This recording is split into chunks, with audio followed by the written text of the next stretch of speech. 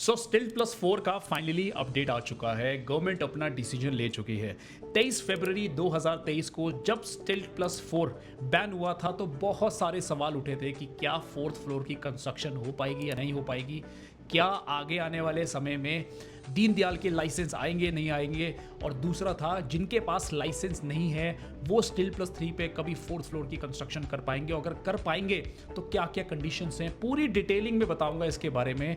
Video के and तक बनी रहिएगा, और अगर आप मेरे चैनल पे फर्स्ट टाइम आए हैं तो लाइक, शेयर और सब्सक्राइब करना मत भूलिएगा। सो ज्यादा समय ना लेते हुए स्टार्ट करते हैं इस video. So hi guys, I am your host Ankit Singh and welcome back to your channel. So सबसे पहले आपको दीनदयाल के बारे में बताऊंगा, उसके बाद स्टिल्ट+3 जहां पे फोर्थ फ्लोर की कंस्ट्रक्शन लाइसेंस नहीं है उनमें क्या क्या बदलाव आए हैं, चेंजेस हैं, क्या क्या चीजें करनी पड़ेंगी, उसके बारे में जिक्र करेंगे। तो सबसे पहले दीनदयाल के दीनदयाल के हरियाणा में कहीं पे भी किसी भी लोकेशन पे आपके पास प्लॉट्स पे फ्लोर्स बने हुए हैं, जिनके पास भी लाइसेंस हैं वो लोग स्टिल्ट+4 प्लस बेसमेंट बना सकते हैं। उन लोगों में जैसे पुराने चलते आ रहा था वैसे में कोई भी चेंजेस नहीं है, जिस तरीके से पहले चीजें चलती आ रही थी वैसे ही वो लोग बना सकते हैं।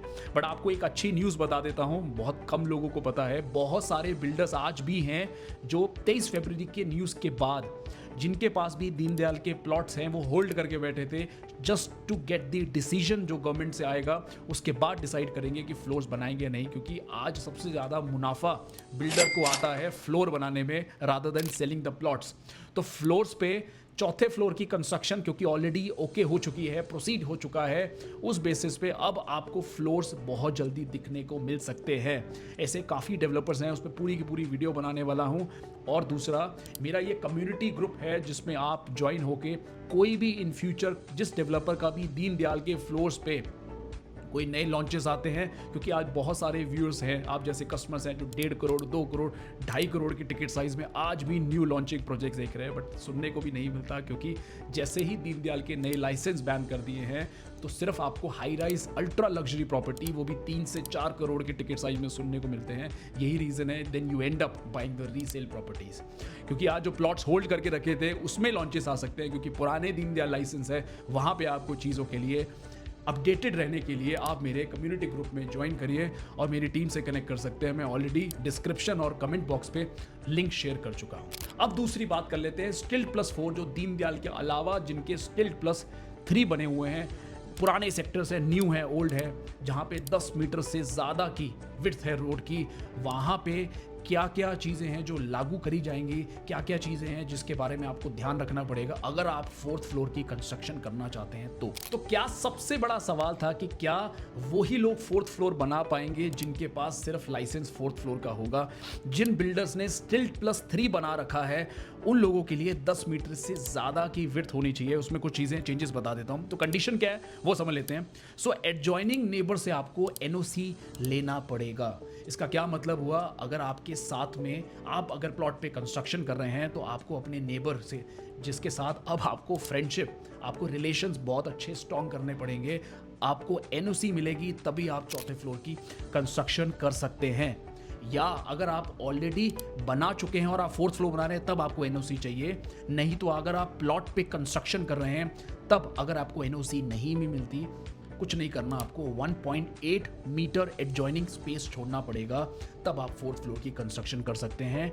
अगर again I am saying plot पे कंस्ट्रक्शन नहीं कर रहे हैं, न्यू कर रहे हैं, तब आप बना सकते हैं। अगर ऑलरेडी बना के फोर्थ फ्लोर है तब आपको एनओसी चाहिए होगी अपने नेबर से, पहली चीज। और अगर आपने उसके बावजूद भी ऑलरेडी इस डिसीजन से पहले फोर्थ फ्लोर की कंस्ट्रक्शन कर रखी है और अभी तक आपको अपने नेबर से एनओसी नहीं मिली है, so government will charge you 10x penalty.